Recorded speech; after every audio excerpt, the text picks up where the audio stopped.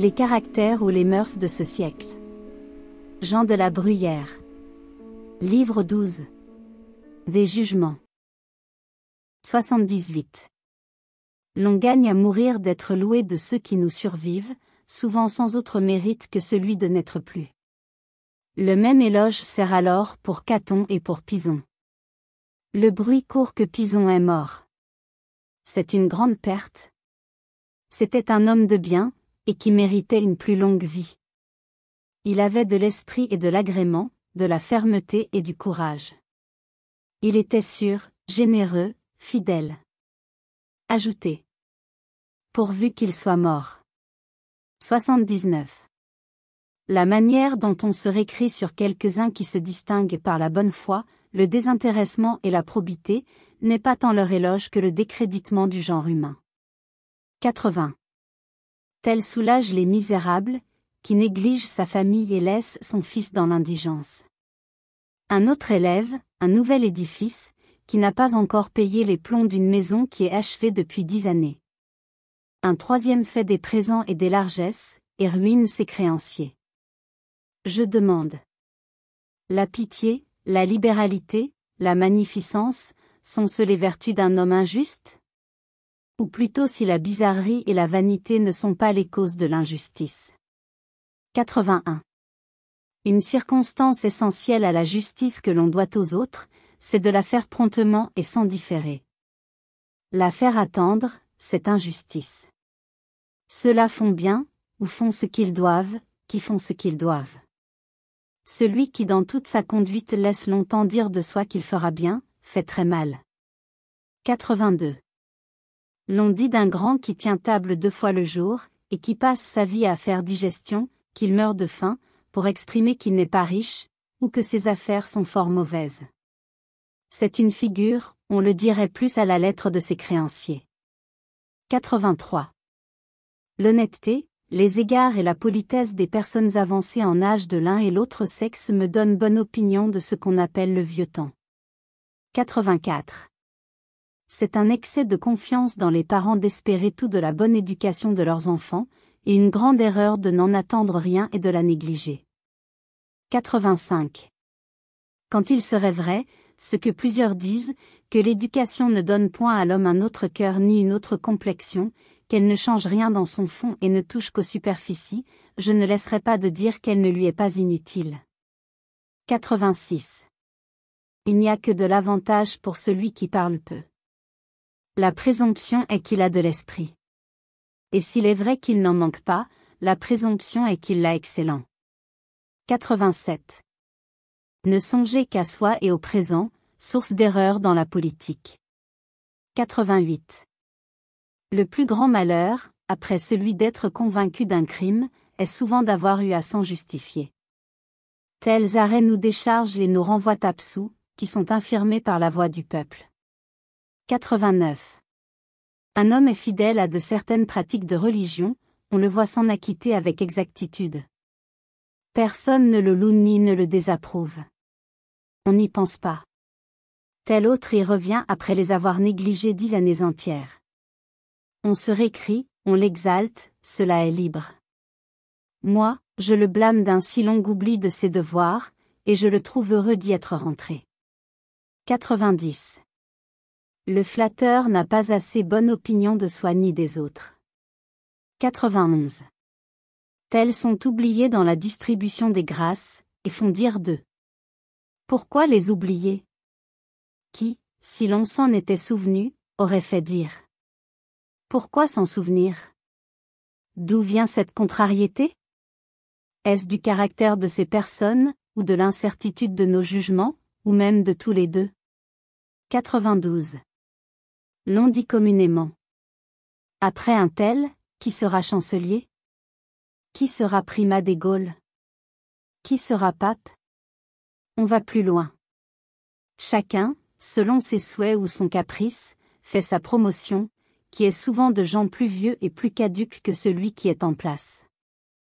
Et comme il n'y a pas de raison qu'une dignité tue celui qui s'en trouve revêtu, qu'elle sert au contraire à le rajeunir, et à donner au corps et à l'esprit de nouvelles ressources, ce n'est pas un événement fort rare à un titulaire d'enterrer son successeur. 93. La disgrâce éteint les haines et les jalousies. Celui-là peut bien faire, qui ne nous aigrit plus par une grande faveur.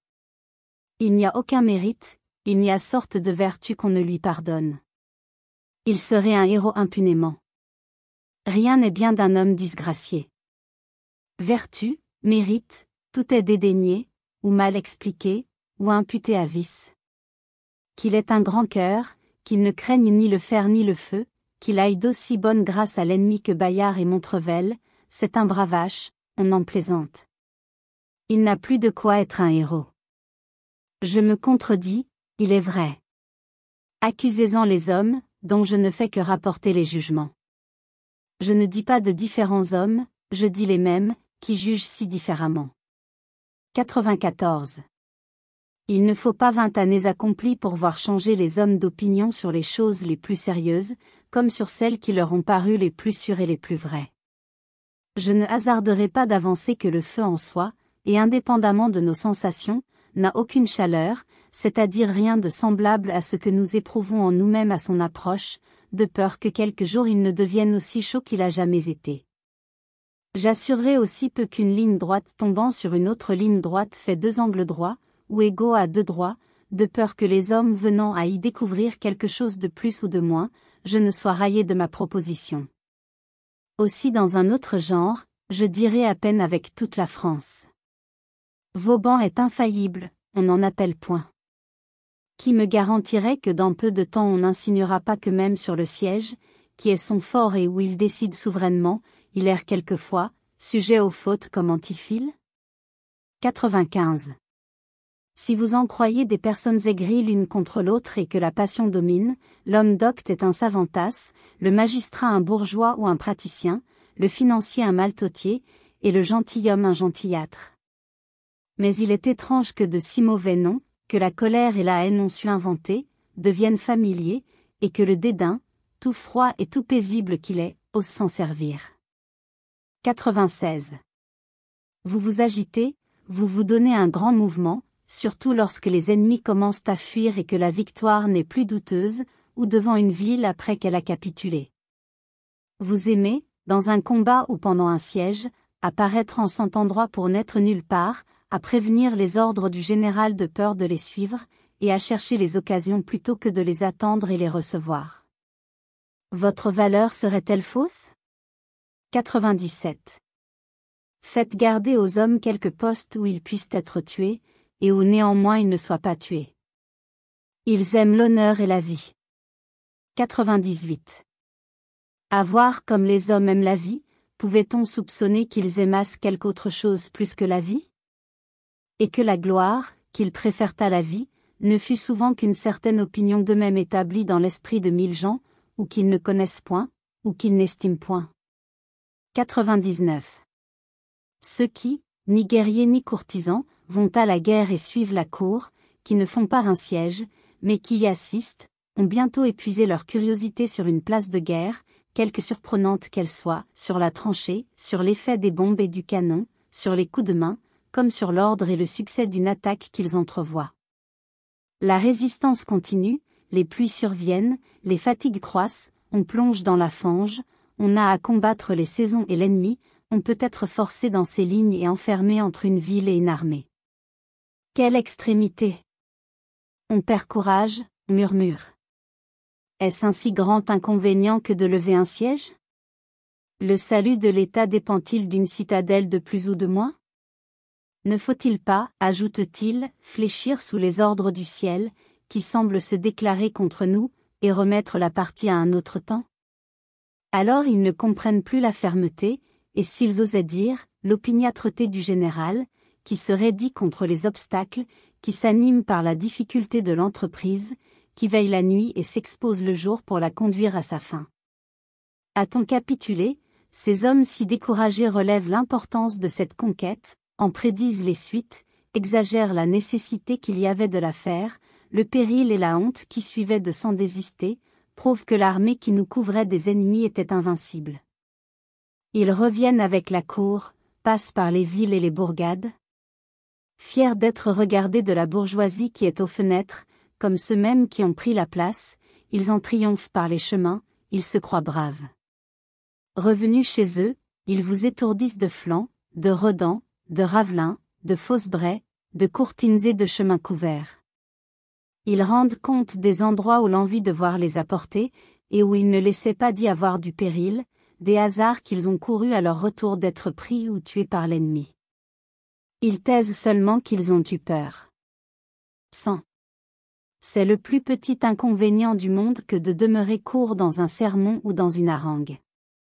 Il laisse à l'orateur ce qu'il a d'esprit, de bon sens, d'imagination, de mœurs et de doctrine. Il ne lui ôte rien. Mais on ne laisse pas de s'étonner que les hommes, ayant voulu une fois y attacher une espèce de honte et de ridicule, s'exposent par de longs et souvent d'inutiles discours, à en courir tout le risque. 101. Ceux qui emploient mal leur temps sont les premiers à se plaindre de sa brièveté. Comme ils le consument à s'habiller, à manger, à dormir, à de sots discours, à se résoudre sur ce qu'ils doivent faire, et souvent à ne rien faire, ils en manquent pour leurs affaires ou pour leurs plaisirs. Ceux au contraire qui en font un meilleur usage en ont de reste. Il n'y a point de ministre si occupé qui ne sache perdre chaque jour 2 heures de temps. Cela va loin à la fin d'une longue vie. Et si le mal est encore plus grand dans les autres conditions des hommes, quelle perte infinie ne se fait pas dans le monde d'une chose si précieuse, et dont l'on se plaint qu'on n'a point assez. Merci d'avoir écouté cette vidéo. Si cette vidéo vous a plu, vous pouvez vous abonner gratuitement à la chaîne Coin Livre Audio. N'oubliez pas de liker avec le pouce vers le haut. Vous pouvez aussi me laisser un commentaire. À bientôt.